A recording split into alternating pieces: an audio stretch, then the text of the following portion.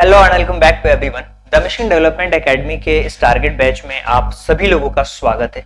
Dear students, अगर आप class 9th में एडमिशन लेना चाहते हैं, चाहे वो सैनिक स्कूल हो, नवोदय स्कूल हो, सीएचएस हो, मिलिट्री स्कूल हो या किसी भी तरीके के, अगर आप एंट्रेंस एग्जाम्स में पार्टिसिपेट करना चाहते हैं या फिर कोई स्कॉलरशिप टेस्ट में भी पार्टिसिपेट करना चाहते हैं ना, तो ये टारगेट बैच आप सभी के लिए बहुत ही ज्यादा इंपॉर्टेंट होने वाला है। ऐसा मैं इसलिए बोल रहा हूँ डियर स्टूडेंट्स, मैं आपको बता दूं कि इस टारगेट बैच के अंदर हमने काफी कुछ सिलेबस कवर किया हुआ है और इस सिलेबस के अंदर आपको पता है कि हम इंग्लिश का सिलेबस कंप्लीट कर रहे हैं। जो लास्ट लेक्चर हमने डिस्कस किया था उसके अंदर हमने डिस्कस करे थे करेक्ट स्पेलिंग के बारे में, जिसको हम ज्यादातर टाइम क्या करते हैं, मिस स्पेल्ड करते हैं, यानी कि गलतियां करते हैं स्पेलिंग लिखते टाइम पे। आज हम एक और टॉपिक पढ़ेंगे जो कि हमारे वोकैब का ही पार्ट होने वाला है और यहाँ पे हम देखने वाले हैं कंफ्यूजिंग वर्ड्स, ऐसे वर्ड जो आपको कंफ्यूज करते हैं। यानी कि बहुत बार होता है एक्सेप्ट और एक्सपेक्ट का मतलब नहीं समझ पाते हैं, कुछ इसी तरीके की जो मीनिंग्स होती हैं उनको हम देखेंगे, उससे रिलेटेड क्वेश्चंस करेंगे तो काफी कुछ चीजें आपको क्लियर भी होंगी। सबसे पहले मैं आपको बता दूं, हमेशा की तरह जब भी हम कोई क्लास शुरू करते हैं अपने रूल्स को हर बार आपको याद दिलाते हैं। रूल्स क्या है भाई, कि आपको नोटबुक और पेन के साथ में बैठना है, जो पढ़ाया जाए उसको लिखिए और खुद के नोट्स बनाइए। वीडियो देखते समय बीच में छोड़ करके आपको नहीं जाना है भाई, जितना पढ़िए उसका रिवीजन करिए। क्लास के बीच में अगर कोई क्वेश्चंस हैं तो उनको सॉल्व करिए, डेली का होमवर्क डेली करिए। वीडियो देखते समय कंप्लीटली फोकस रहिए और जो सिलेबस टेकर सीट है ना उसको फिल करना बहुत जरूरी है। अगली क्लास अटेंड करने से पहले पिछली क्लासेस का रिवीजन आपको जरूर करना है। इसके साथ साथ जो भी आपको एप्लीकेशन पे टेस्ट दिए जाते हैं, पीवाईक्यू दिए जाते हैं, टाइप वाइज क्वेश्चन दिए जाते हैं, उन सारी चीजों को आपको करना है। चलिए देखिए ध्यान से, यहां पे अगर आप देखेंगे कंफ्यूजिंग वर्ड्स जो हमारा टॉपिक होने वाला है, इसको हम डिटेल्ड में देखेंगे। देखिए कंफ्यूजिंग वर्ड्स बहुत सारे हो सकते हैं, लेकिन जो कॉमन कंफ्यूजिंग वर्ड्स हैं जो ज्यादातर यूज होते हैं उन्हीं को हम देखने वाले हैं और इससे रिलेटेड कुछ क्वेश्चंस भी मैं आपको देने वाला हूं और मैं कोशिश करूंगा कि इनकी मीनिंग्स को भी बता दूं ताकि आप डिफरेंस अच्छी तरीके से समझ पाओगे। ये सिलेबस जो कि हमने कंप्लीट कर लिया है, मैथ्स का सिलेबस है। इसके अलावा अगर आप देखो तो हमारा जो साइंस का सिलेबस है वो भी कंप्लीट कर लिया है। सोशल स्टडीज की बात करें तो ये भी आपका कंप्लीट हो चुका है। इंटेलिजेंस भी हमने बहुत अच्छी तरीके से पढ़ा हुआ है, सारे के सारे टॉपिक्स चाहे वर्बल हो नॉन वर्बल हो सभी कंप्लीट करे हैं। इंग्लिश के सिलेबस, ये जो ऑफिशियल सिलेबस है जिसमें कि हम 12th नंबर के टॉपिक्स को पढ़ रहे हैं कंफ्यूजिंग वर्ड्स आज, और इसको हमने अरेंज किया हुआ है। पहले बेसिक्स वाले टॉपिक्स हमने कंप्लीट करे, उसके बाद हमने इंटरमीडिएट जो एलिमेंट्री टॉपिक्स हैं ग्रामर रूल्स के उनको करें, फिर हम अभी जो कंप्लीट कर रहे हैं वो वोकैब का सेक्शन है। वोकैब हो गया, उसकी जो वर्ड्स मीनिंग्स हैं इनको हम देख रहे हैं। तो यहाँ पे हमने करेक्ट स्पेलिंग करी थी और आज हम देख रहे हैं कंफ्यूजिंग वर्ड्स। आगे चल करके सिनोनिम्स एंटोनिम्स देखेंगे, इडियम फ्रेजेस देखेंगे, तो आपका वोकैब के टॉपिक्स कंप्लीट हो जाएंगे। इस तरीके से हम आगे बढ़ने वाले हैं अपने सिलेबस में। तो ये सिलेबस में आगे क्या होने वाला है ये भी आपको पता होना चाहिए, करेक्ट। तो देखिए ये जो आप लिस्ट देख पा रहे हो ना, यहाँ पे कुछ कंफ्यूजिंग आपको वर्ड्स दिए हुए जो कि मोस्ट कॉमन कंफ्यूजिंग वर्ड्स है। अब इसको आपको क्या करना है भाई, इसको कॉपी के अंदर नोट डाउन कर लेना है आपको। मैं आपको 30-40 क्वेश्चंस की लिस्ट दे दूंगा, वर्ड्स की लिस्ट दे दूंगा, क्वेश्चंस बोल रहा हूं मैं। देखिए यहाँ पे एक वर्ड लिखा हुआ है जैसे एक्सेप्ट और एक्सपेक्ट। तो एक्सेप्ट का मतलब होता है कोई चीज पे एग्री होना या रिसीव करना, और एक्सपेक्ट का मतलब होता है उसको एक्सक्लूड करना, अलग कर देना। ऐसे इफेक्ट अफेक्ट वर्ड दिया हुआ है, तो अफेक्ट का मतलब होता है इन्फ्लुएंस हो रहा है कोई चीज, और इफेक्ट का मतलब usually noun meaning the results. Then और देन हमेशा टाइम और सीक्वेंस के लिए होता है, देन कंपैरिजन के लिए होता है। देयर और दे आर, तो देयर ये प्लेस को बता रहा है, देयर पोजीशन को बता रहा है, अधिकार को बता रहा है, और दे आर एक बिल्कुल अलग वर्ड है जिसको हम दे और आर अलग अलग वर्ड्स लिखते हैं। तो इसी तरीके से योर और यू आर दोनों को बता रहा है। इट्स और इट्स में क्या डिफरेंस है, लूज और लूज में क्या डिफरेंस है। एक होता है लूज, LOOSE, तो इसमें क्या होता है कोई चीज टाइट नहीं है, फ्री है, राइट। कहते हैं ना ये शर्ट लूज है, तो ये वर्ड यूज करेंगे। और लॉस मतलब फेल होना, है ना, मिसप्लेस हो जाने कोई चीज, तो वो लॉस वाली चीज हो सकती है। तो जो चीजें ऐसी होती हैं जो कि कंफ्यूज कर देती हैं आपको उसकी मीनिंग को लेकर के। ले और लाई में क्या डिफरेंस है, हु और होम में क्या डिफरेंस है, राइट। तो ये आपको पता होना चाहिए। तो इसकी लिस्ट जो है आप लिख लीजिए। जैसे एक और है एडवाइस और एडवाइस में क्या डिफरेंस है। एडवाइस गाइडेंस और एडवाइस मतलब आपको एडवाइस दी जाती है इस तरीके से। कॉम्प्लीमेंट और कॉम्प्लीमेंट में कंप्लेंट, कंप्लेंट, कॉम्प्लीमेंट और कॉम्प्लीमेंट तीनों में क्या डिफरेंस है। इस तरीके के वर्ड्स भी आते हैं। जैसे एक लिखा है कॉम्प्लीमेंट, इसका मतलब होता है कि कुछ कंप्लीट कर दिया आपने, और एक का मतलब होता है रिमार्क, नाइस, ऐसा कॉम्प्लीमेंट आप दे रहे हो। प्रिंसिपल और प्रिंसिपल आपको पता है बहुत बच्चे बहुत कंफ्यूज होते हैं। एक होता है PAL वाला और एक होता है PLE वाला। एक होता है जहां पे हम अपने कोई पर्सन, कोई इंपॉर्टेंट पर्सन होता है टू द प्रिंसिपल, हम एप्लीकेशंस लिखते हैं। और एक प्रिंसिपल हम मैथ्स में भी यूज करते हैं, आपको पता होना चाहिए। तो वहां पे आपको पता होना चाहिए कि दोनों में क्या डिफरेंस है। अश्योर और इंश्योर और इंश्योर, इन दोनों में क्या डिफरेंस है। अश्योर, इंश्योर और इंश्योर दोनों में क्या डिफरेंस, तीनों में क्या डिफरेंस है। देखिए यहाँ पे अश्योर का मतलब होता है प्रॉमिस करना, राइट। और इंश्योर का मतलब होता है कि सर्टन कोई चीज जिसकी मीनिंग आ रही है। इंश्योर का मतलब होता है कि फाइनेंशियली प्रोटेक्ट करना। कैपिटल और कैपिटोल में क्या डिफरेंस है। कैपिटल मतलब किसी चीज, किसी सिटी के बारे में, या फिर पैसे को लेकर के जो बात होती है वहां भी हम कैपिटल कहते हैं। इसके अलावा कैपिटोल का मतलब होता है कि कोई बिल्डिंग्स को बता रहा हो जहां पे गवर्नमेंट यूजुअली मिलते रहते हैं। तो आपको मीनिंग्स पता होना चाहिए क्योंकि ये कंफ्यूजिंग वर्ड्स की लिस्ट है। कंफ्यूज हो गया, ऐसे कुछ और भी इंपॉर्टेंट चीजें दी हुई हैं। जैसे ये है डेजर्ट, डेजर्ट का स्टेशनरी, स्टेशनरी, कुछ वर्ड्स दिए हुए हैं, ये आप लिख लीजिए अपनी कॉपी के अंदर। और जब आप पढ़ेंगे ऑटोमेटिकली आपको समझ आएगा। ज्यादा से ज्यादा वर्ड्स आपको, कंफ्यूजिंग जो वर्ड्स हैं उनको आप जितना ज्यादा करोगे उतने ही आपकी एक्यूरेसी बढ़ती जाएगी वोकैब के अंदर। डिसाइड, डिसाइड्स में क्या डिफरेंस है। अडॉप्ट, अडॉप्ट में क्या डिफरेंस है। ऑल टुगेदर, ऑल टुगेदर में क्या डिफरेंस है।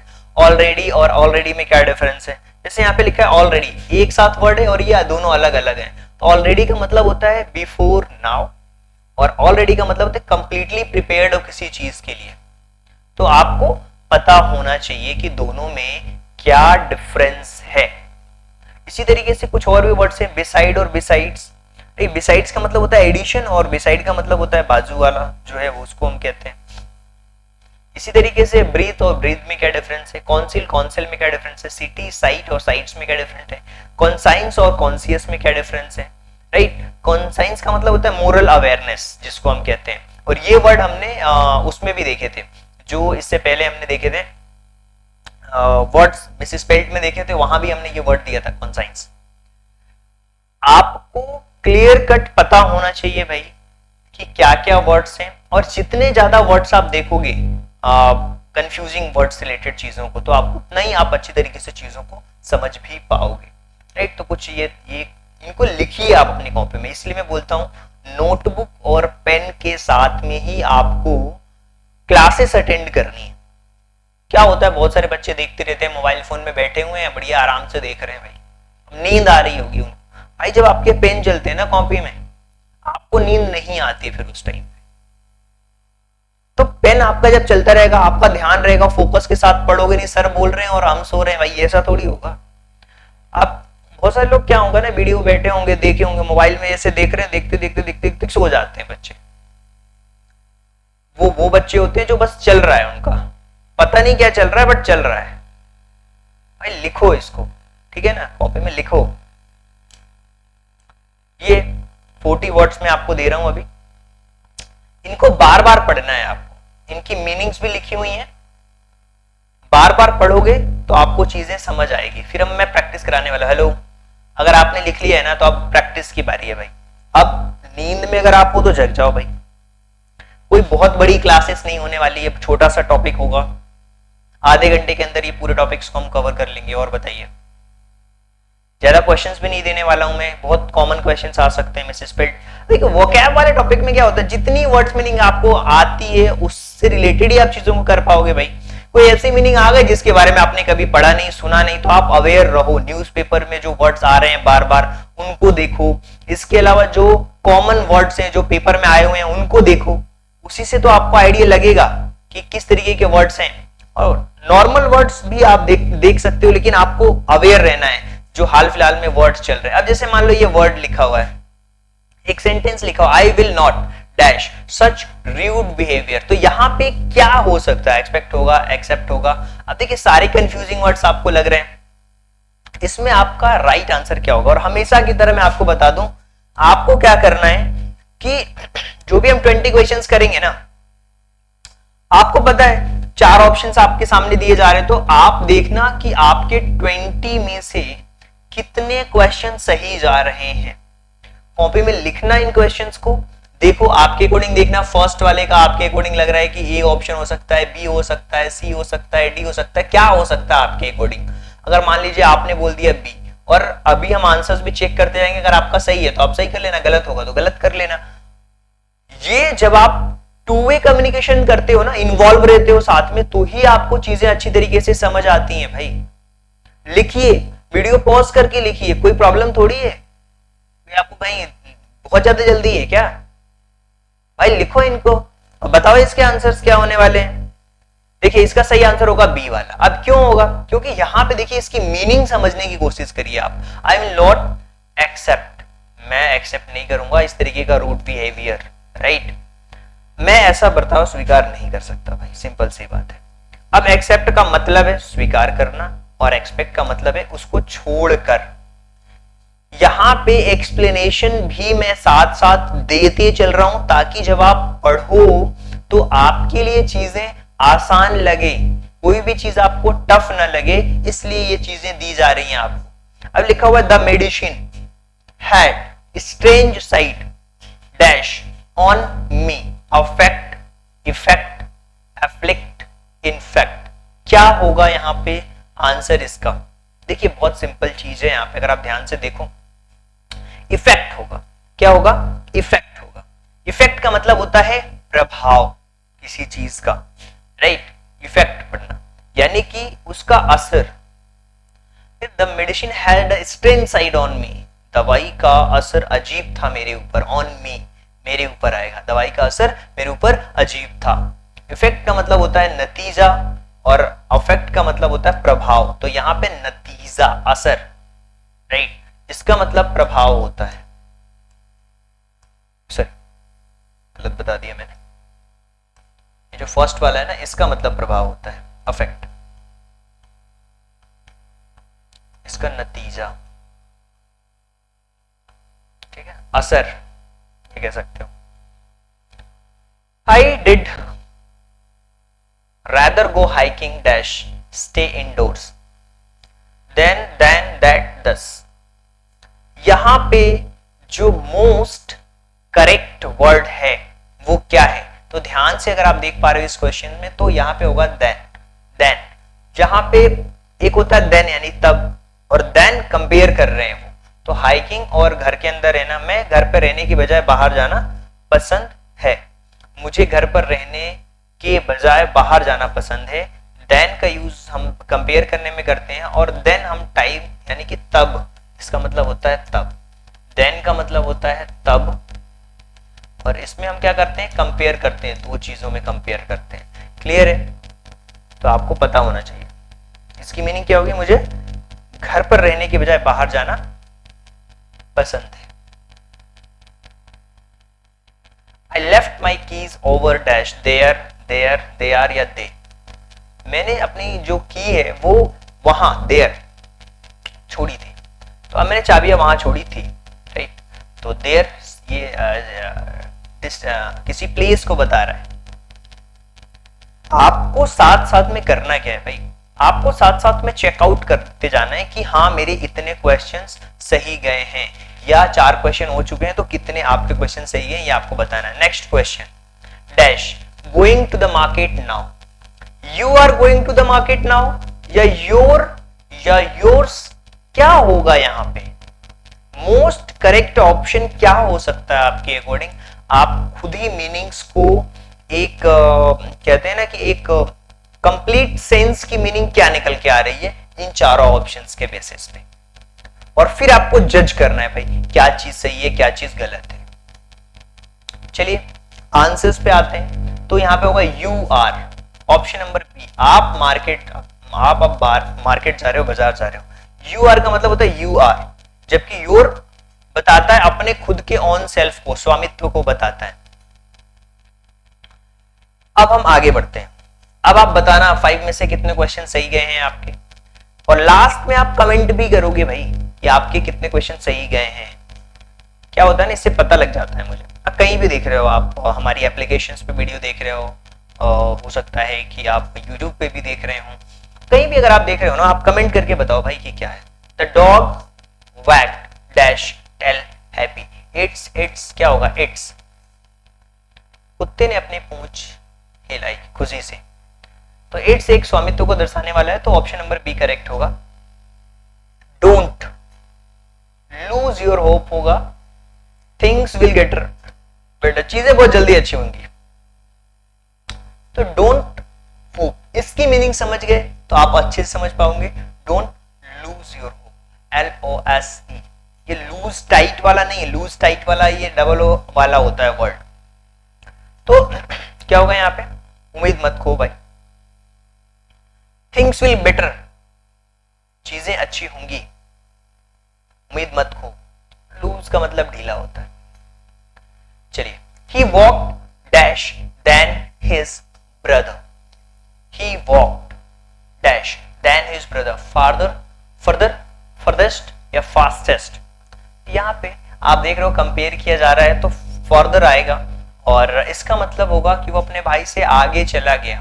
फर्दर का मतलब होता है शारीरिक दूरी के लिए होता है, और फर्दर मतलब मानसिक अतिरिक्त के लिए होता है further.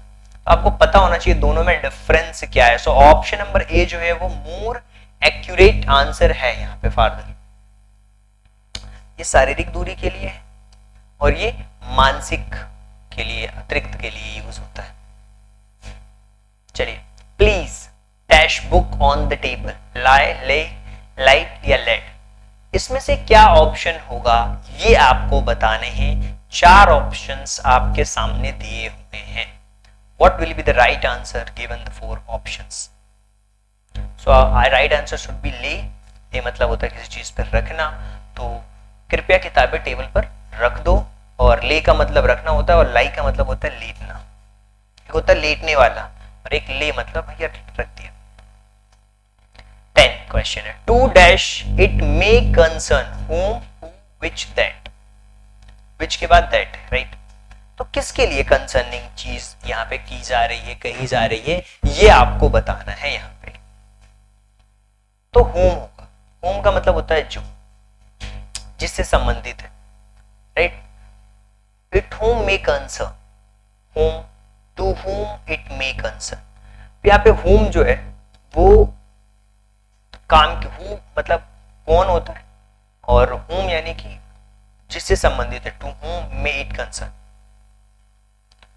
She gave me good career dash advice, career advice, career advisory, advisory नहीं होगा, advising भी नहीं होगा, advice या advice क्या होगा, CE होगा या फिर SE होगा, आप बताइए करेक्ट ऑप्शंस। तो ऑप्शन नंबर बी होगा, एडवाइस मतलब सलाह आप कह सकते हो। तो मुझे उसने करियर को लेकर के अच्छी सलाह दी।